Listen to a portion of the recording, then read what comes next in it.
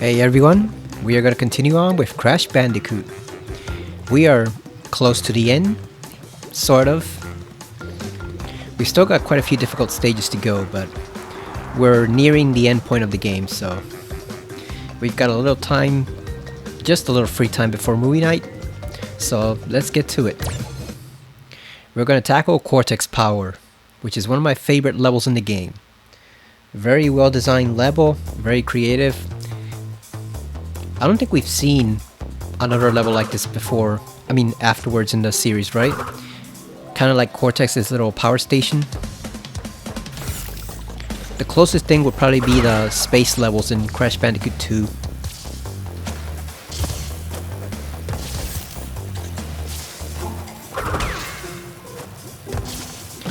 Yeah, we've got a tiny bit of free time before movie night tonight.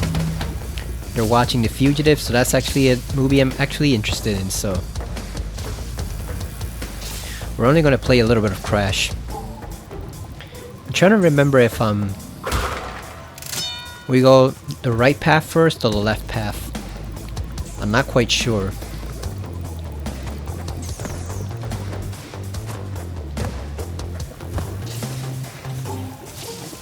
I think it might actually be the left path. Let's see. Let's go back. We might actually need to go down the left route first.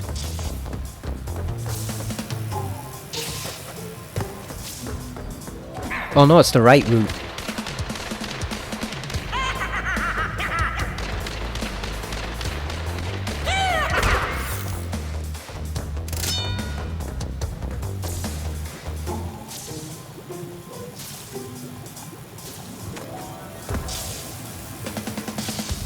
Oh yeah, there is nothing here since we don't have the gem. We don't have the blue gem, so yeah, there's nothing over here. This was a mistake.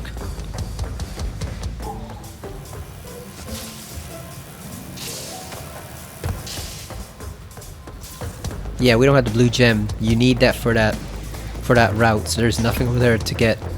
No boxes, no extra lives, nothing.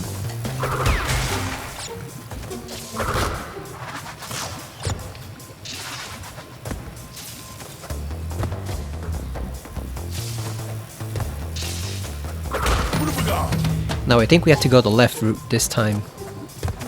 How are you all doing tonight? Today wasn't too bad.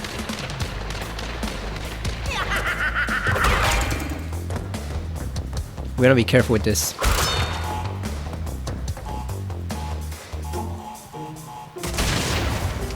So we're doing good, but we're not gonna be able to get the white gem for this one since we don't have the blue gem.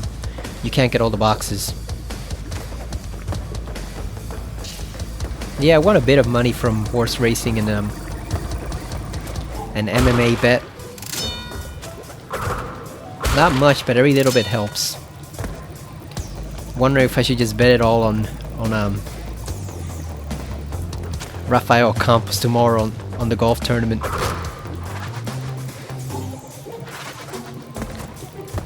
Boy, it's too bad about Mike Tyson last night, right? I'm sure a lot of people were hoping he would finally be the one to shut up Jake Paul, but no such luck. He was just too old.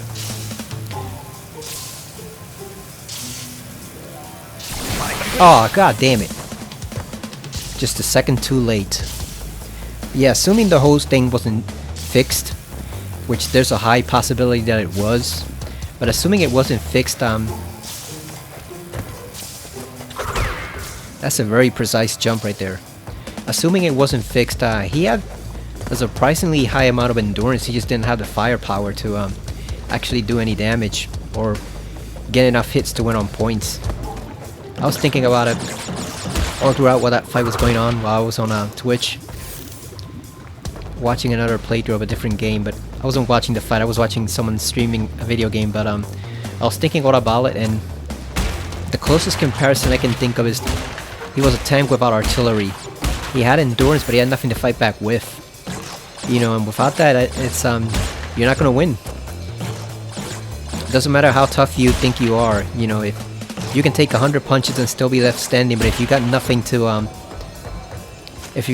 do damage with, you're gonna lose. You know, he just had no offense. At least any offense that would have affected Paul, from what little I saw of it. was just too old. Old and also suffering from health issues that I think they mentioned he has sciatica. And he had an ulcer on top of that too, which interrupted his training. So yeah, it was just a mess. Like I said, assuming that the whole thing wasn't fixed, which it easily could have been. I think, like I said, he just it's too past his prime. He was a tank without artillery. He could take a lot of hits, but he can't do much in return. And that's not going to accomplish anything. I mean, kudos for him to actually lasting all 8 rounds and not being knocked out. But still, like I said, he needed that extra edge, even against a clown like Paul, and he just didn't have it.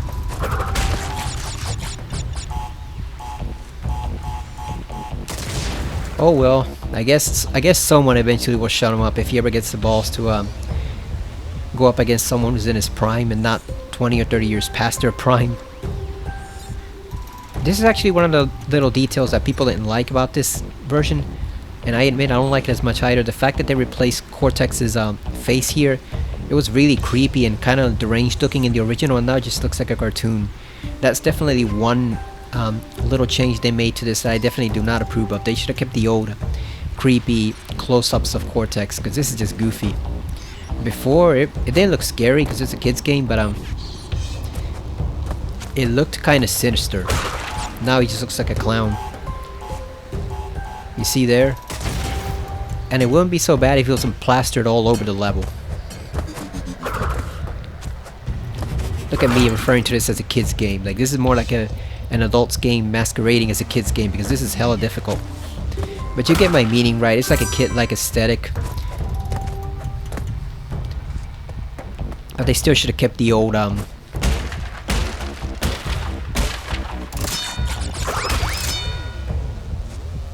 they should have kept the old Cortex face.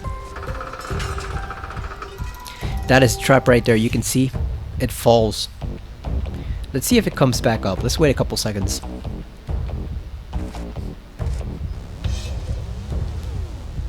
Okay, looks like it might not. Maybe it doesn't come back.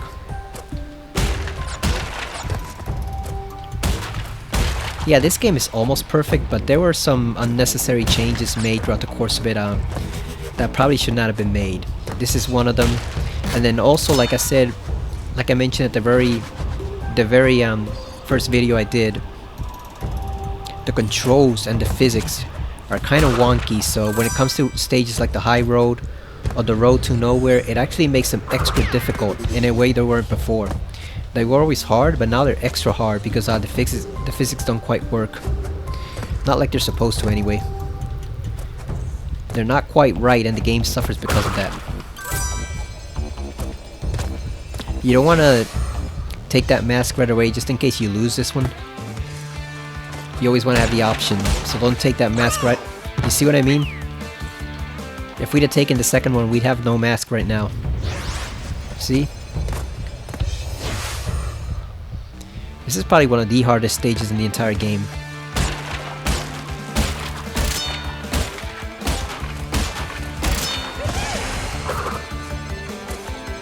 What else happened today?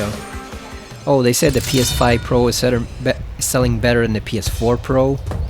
I don't know why, but I guess the hype machine Sony has is working its magic. You know, Sony's been having reviewers hype that thing up to hell, even though the difference is barely visible. And it's funny because god damn,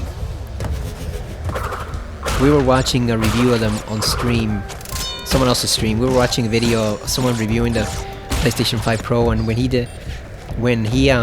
decided at the end that it wasn't worth the money for most people, somebody joked in the chat like don't get word to Sony because they're gonna be coming for him. Because yeah, he's like one of the few reviewers that is there to say it's not worth it for the average Joe, you know. $700 plus $80 for the disk drive, which is being scalped to hell on eBay, plus $30 for the stand if you want to approach it vertically.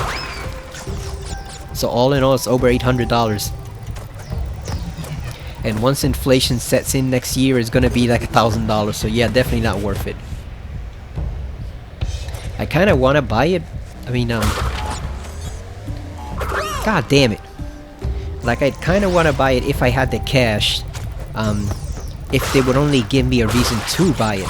But the problem is, so far it seems like the only reason people are buying it is just to make Final Fantasy VII Rebirth look good. Which is like, why am I gonna buy an entire system? $800+ almost god damn. Keep overshooting that jump. Almost $900 just to play one game. What the hell? That's not feasible. Even if I had the money, even if I bet like $500 on Rafael Campos tomorrow and he came in, he won and made it 1,500 or 2,000, like it still wouldn't be worth it because they're not giving me much reason to buy it, you know. So it sucks that it's probably gonna cost like $1,000 next year, but at the same time, they're not giving me a suitable enough reason to buy it right now. Plus, all the games I have are mostly on disc, so if I did buy that thing, I'd have to buy the disc drive, mandatory. Like it's not even an option. I have to buy the disc drive, which is gonna set me back probably like $160 on eBay by the time it's all said and done, because they're scalping it. So it's just yeah, Sony's just putting people in a tough spot where the main system that they're pushing right now is not really worth it. You can see here, this is one of the stages where even if you get all the boxes, they won't give you the gem unless you do it in one run. You cannot die even once. You can die in the bonus level, but you can't die in the main level. And that's because this one actually has a key. So they're not going to give you that key until it's either a key or a colored gem, one of those two. You see? Nearly perfect, but you died. So until you beat that stage in one run, they're not going to give you your reward. No key? Yeah, so it wasn't the key, it's that amber colored gem. They're not going to give you the gem until you beat it in one run. And we don't have time for that, so we're just going to proceed on to Toxic Waste. We don't have time to be doing 20 runs of that stage, hell no. Damn, Crash almost just fell into the Toxic Waste there. I always like this stage because it reminds me of a Donkey Kong stage. Obviously with them throwing the barrels and stuff. Even though it's obviously not quite the same aesthetic. Now I've heard it said that the ground telegraphs where the jumping barrels are going to go down. Like you can actually see the spots. I don't know if that's true, so I'm going to try to look for it here. See if we can spot those markings on the ground. That being said, this is the type of stage I wish they'd shown us more of in Crash 2 and 3. They had some really creative stages there, but nothing beats this classic, even though it is slightly difficult. I think what makes it difficult is the lack of mask, because if you lose the mask, you're pretty much defenseless against the barrels, and they're gonna get a lot harder from here. Although I never understood why people said it was the hardest stage in the game, or one of the hardest stages, because it always seemed it can get difficult if you lose the mask, but compared to some of the others, like the one we just did, Generator Room, the High Road, Road to Nowhere, it seems like a pushover. But what do I know? Maybe I just played too much Donkey Kong, that's why I'm used to it. Having to dodge barrels there all the time. See?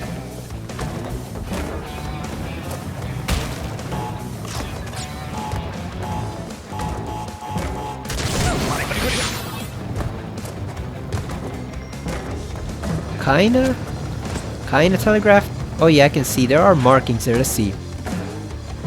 Okay, so there are markings, but it doesn't quite help you out because the barrel still moves faster than you. So you can see it. There are markings there on the ground showing where he's gonna go. So they are correct. It does show you where the jumping barrel strikes. It's gonna strike right here. But at the same time, it doesn't really help you that much.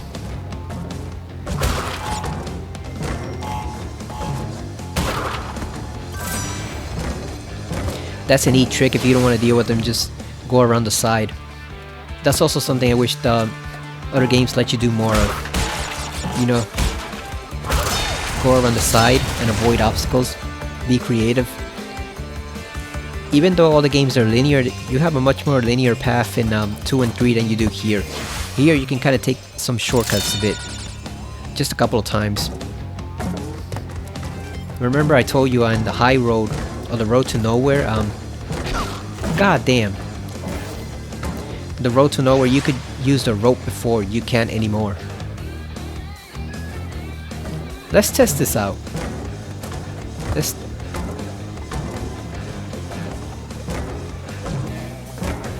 Okay, so it does kind of work. It does kind of work. Wait a minute, it says 39 out of 39. Why didn't we get the, because we died, I guess? Well, that sucks. That's bullshit. Crash is angry. He wanted that gem. Oh, that's BS. Oh, that's the blue one too. We need that one.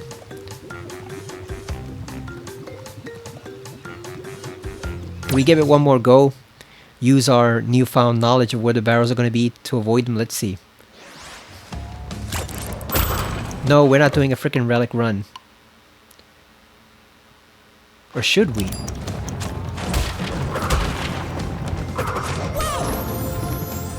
God damn it.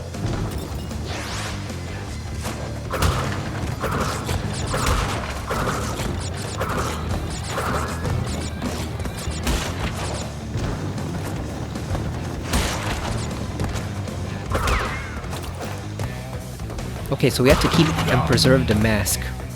So, yeah, let's see how far we make it.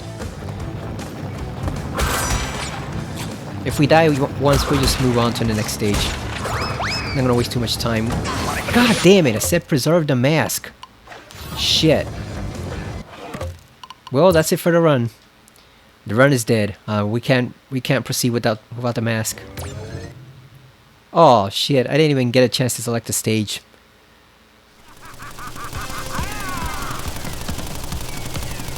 So apparently in the old version you could jump on him, but now you actually have to hit him with the spin.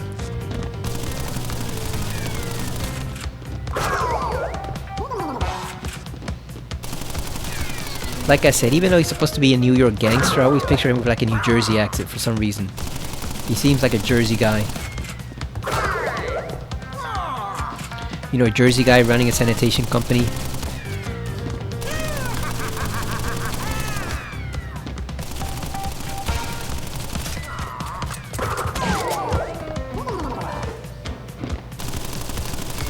And this is the creep that Tana leaves Crash for. God damn it.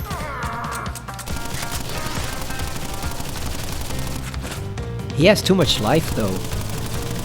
You gotta hit him, what, 6 times? I wish he didn't have as much life. Maybe like 4 or 5. 6 is a little too much for this type of boss.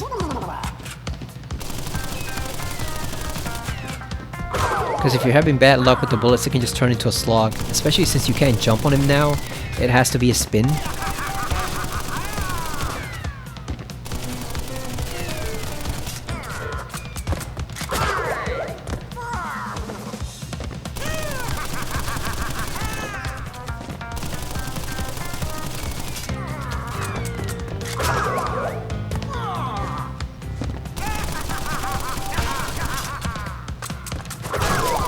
He is dead, or at least knocked out.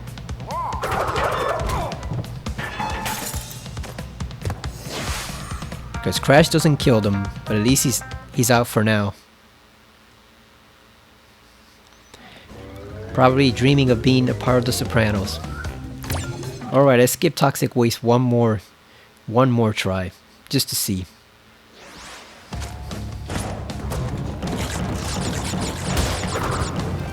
You have to keep that mask.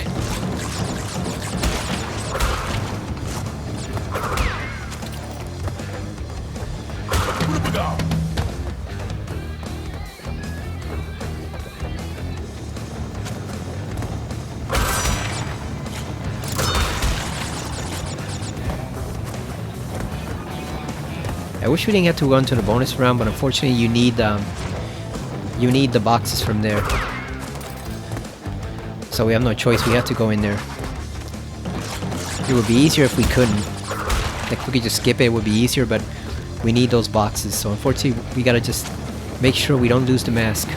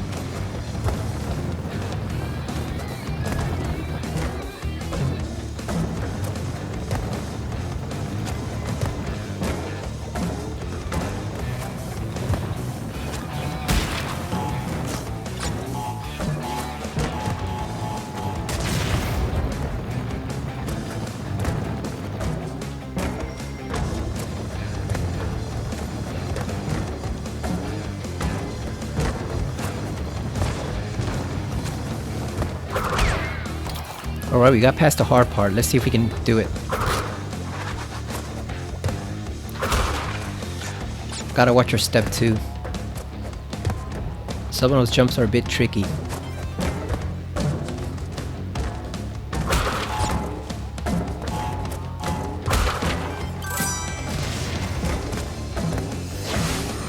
Okay, so we can't lose the mask. We have to get to the end without dying.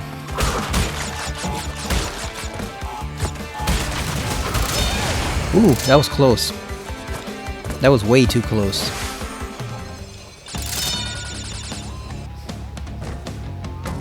How far away are we? Look at those bastards, they put us right in the middle. Oh, we're not that far at all.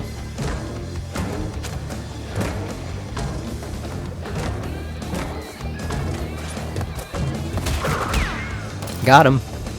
There's our blue gem, hell yeah. We got our reward. Let's celebrate, Crash.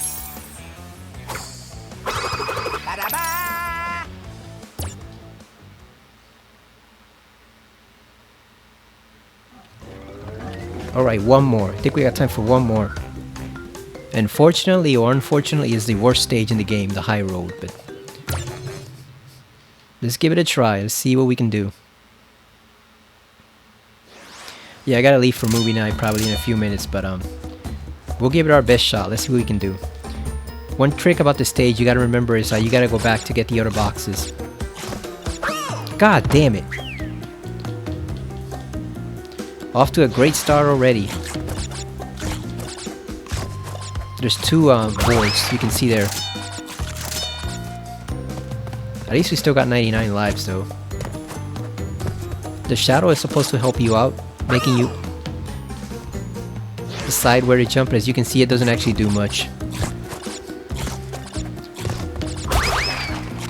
This isn't like Pac-Man World Remake or Pac-Man World 2 where the shadow lets you know where to jump to.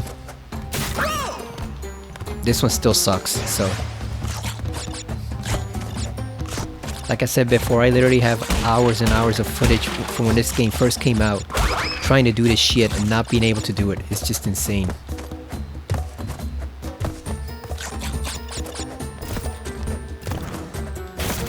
You basically have to go one board at a time, literally.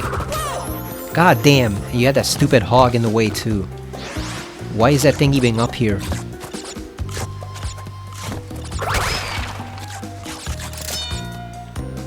Why is it even here?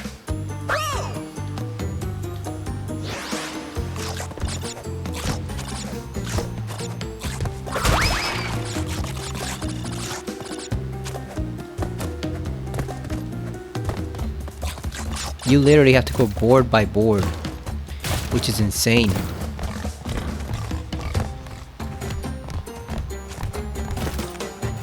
And apparently he doesn't chase you back either, so it's just an annoying enemy to deal with.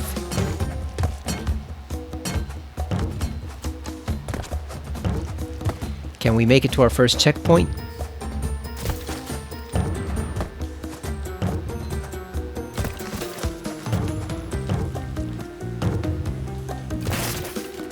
There we go, we got to our first checkpoint.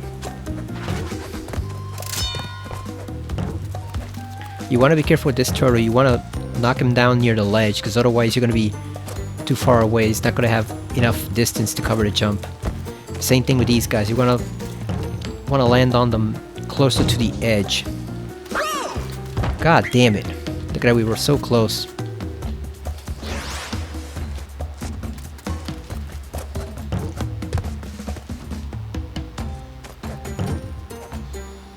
Now imagine doing this as a kid when you were playing the original Crash Bandicoot 1. God damn. And it doesn't help that Crash can't touch anything. He's so fragile that even touching just one enemy will automatically kill him. Really? I guess that's why Cortex didn't choose him from his army, because he's secretly a wuss. Like his spin jump is powerful, but his spin is powerful, but at the same time Crash himself has the durability of like a wet tissue paper. Just no stamina at all. No wonder he got rejected.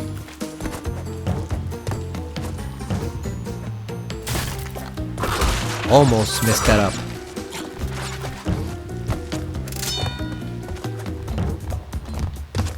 The freaking hog. Come on, get out. Get out of the way, you damn pig.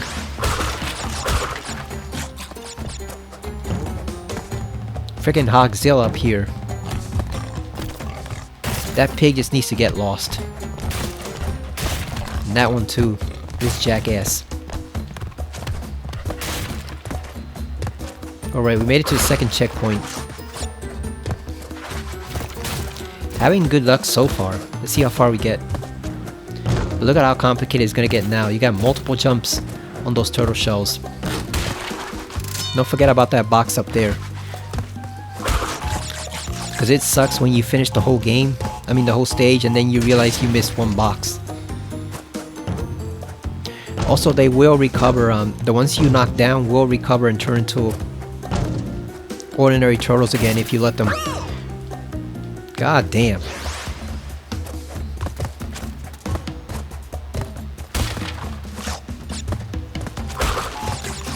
That's a nice trick. You can use a rope to get the block again, to get that crate upstairs if you can.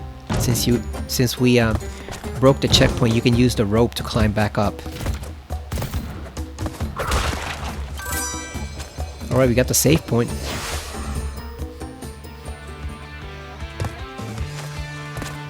It gave a little tip there, but I didn't see what it was.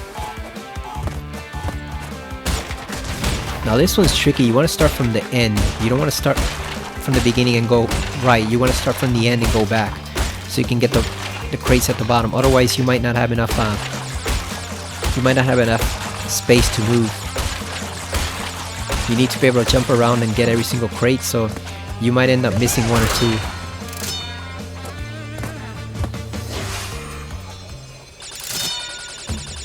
Doing well so far. But even though we got all the boxes, we're still only like 2/3 of the way in. We got some pretty difficult jumps left.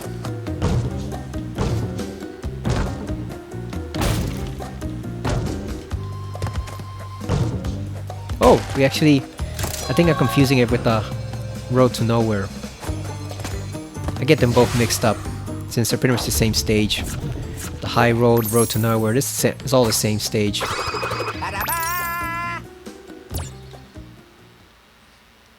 Alright, so that one actually took less time than I anticipated. Maybe we can do one more?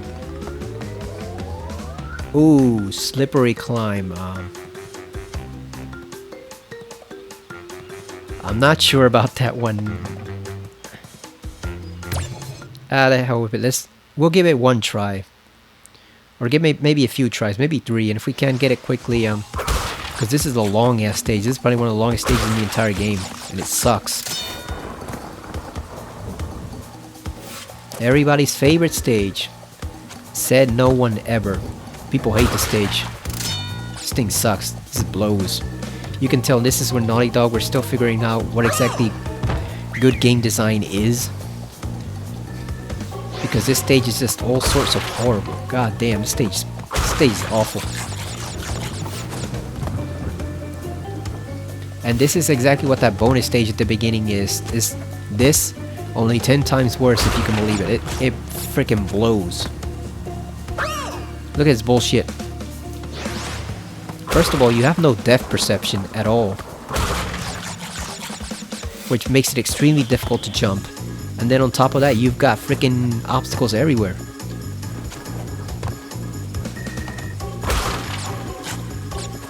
I mean, it's a nice remix of the music, but the stage itself is awful. It sucks.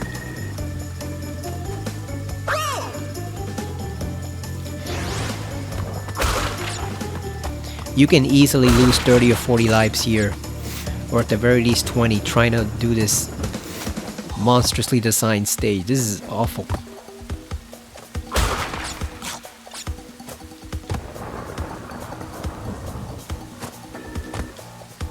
I'd rather play 3 rounds of Resident Evil 4 professional mode than play this stage for any significant length of time, which unfortunately you have to, because you need to bypass it, obviously. In order, look at this bullshit. This was just the developers being sadists and cackling to themselves while they design this shit. Because this is BS. You can tell this is a stage that kids probably needed all their parents to beat it, because there's no way in hell any kid is beating the stage on their own without significant help. That is just insane. Look at that, we haven't even made it to the first checkpoint and it's already just full of BS. It's all bullshit. Some stages are 90% greatness, 10% bullshit. No, this is 100% bullshit. There's no greatness to be found here at all. And look at this shit. Look at where they put the boxes. Like, how the fuck? How the hell are you even supposed to get half of this crap? If I'd have fallen right there, I would have quit.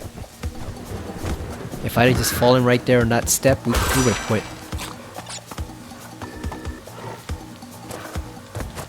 So it's fitting that it has an embryo token too, because Nitrous Brio's bonus stages are BS too, so it's fitting that they put one here.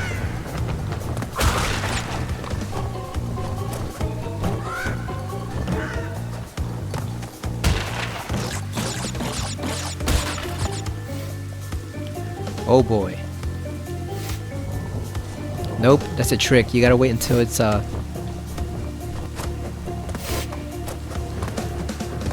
ready to pop up, and even then it's still tricky.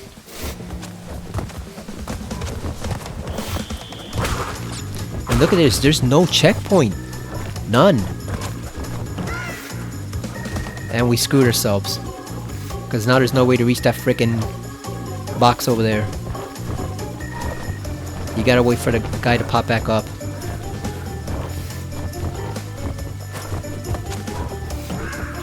Nope, still nothing. I tell you, man, this stage sucks. It blows. Look at that, we God damn! And now we gotta start from the very beginning of the fucking stage. It's just insane. This is bullshit. This is freaking BS.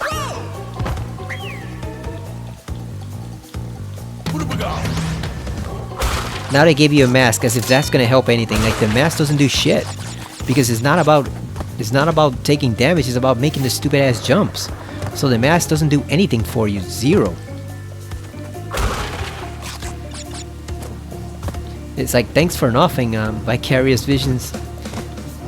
You tried by giving them a mask, but the thing is, you can outdo Naughty Dog's poor design on this one. It's just this stage is just too badly designed for you to make any difference. It's like I said, giving you a mask does precisely zero, because it's not about the enemies, it's about the look at this shit. You can't even make a freaking jump. It's just insane. And it wouldn't be so bad if the stage wasn't so lengthy. That's what gets me. The fact that the stage is so damn long that it's just non-stop BS over and over again. It's just, there's no enjoyment to be had here. Like, I imagine stages like this are one of the reasons why magazines didn't give this game a 10 out of 10 back when it was first released, because otherwise it's impossible. And there's no checkpoints either, so they just put you way back at the beginning of the stage after 15 minutes of progress. Or what feels like 15 minutes of progress, and you just have no choice but to start all over again. It's for sadists and masochists. That's what this stage is for. But like I said, I imagine this is one of the big reasons why this game didn't get a 10 out of 10, because otherwise the game is pretty nice. It's a pretty great platformer. It introduces some nice concepts. You know, it's not a complete Mario ripoff. They're doing something different. But goddamn, is it bad at times when it comes to stages like this.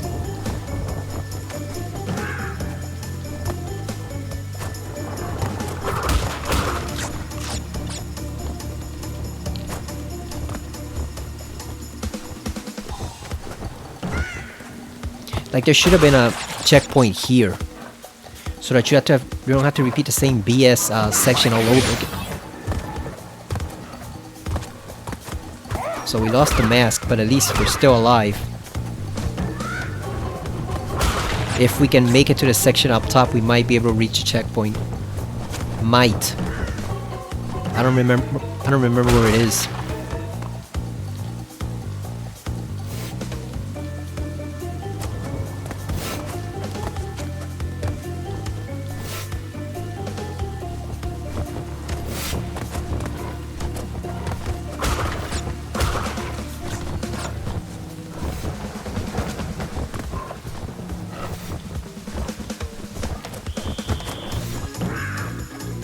Finally!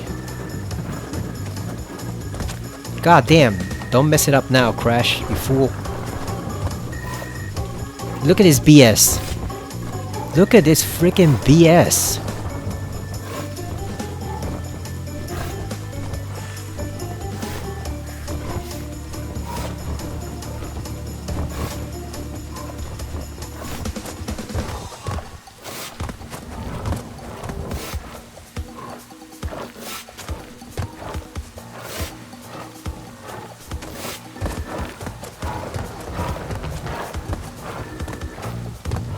And still no checkpoint. 0.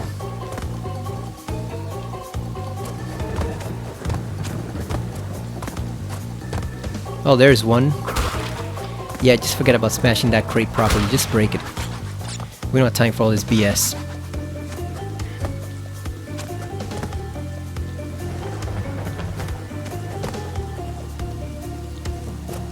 Like, this is a lot of effort to go through to just climb up off Cortex's castle. Couldn't just Aku Aku do some magic stuff and just get crashed? Just teleport him up there? Did he really need to do all this effort, all this BS?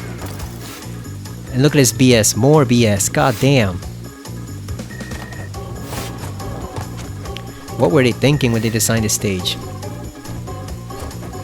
They probably weren't thinking. That's precisely the problem. They weren't thinking. They just threw whatever they wanted at the wall to see if it stuck. And what they ended up with was trash. Like, this stage literally brings the whole game down by at least half a point, if not a full point. Because this is nothing but pure, non-stop aggravation. Freaking slippery climb. Or like slippery slime, because it sucks. It's slime. It's trash. It's toxic waste. This is the real toxic waste, not that stage we did before. This is the real toxic waste. And now to figure out the embryo, or embryos, whatever, embryos tokens. I don't even remember how this stage goes.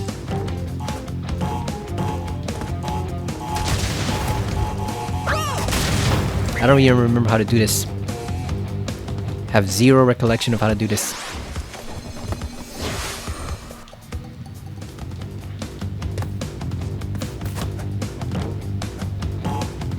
Okay. God damn.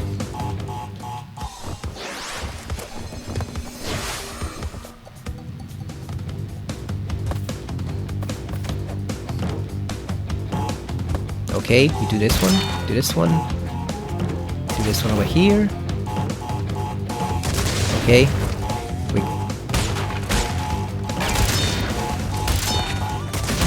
Okay, we put it off.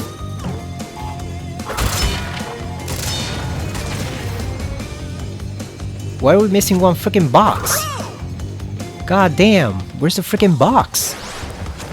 Did the other TNT not detonate? What the hell? I thought we got all of them. Why did it not explode?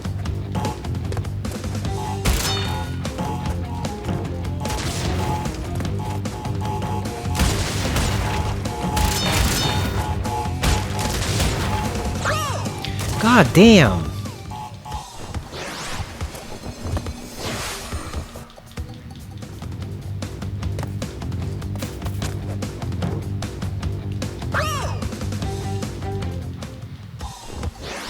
Yeah, this stage is a 0 out of 10.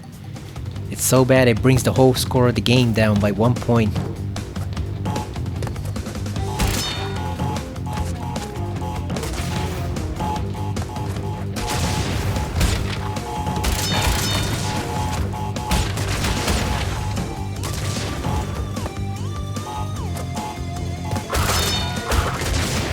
Now we made it, thank God. Can we please be done with the stage? Because we're never doing this crap any again. And look at that, break all the boxes without dying. That's a freaking joke. Without dying on this stage, you gotta break all the boxes. Who in their right mind is gonna even bother to do that crap? That is insane. That's for freaking masochists and sadists.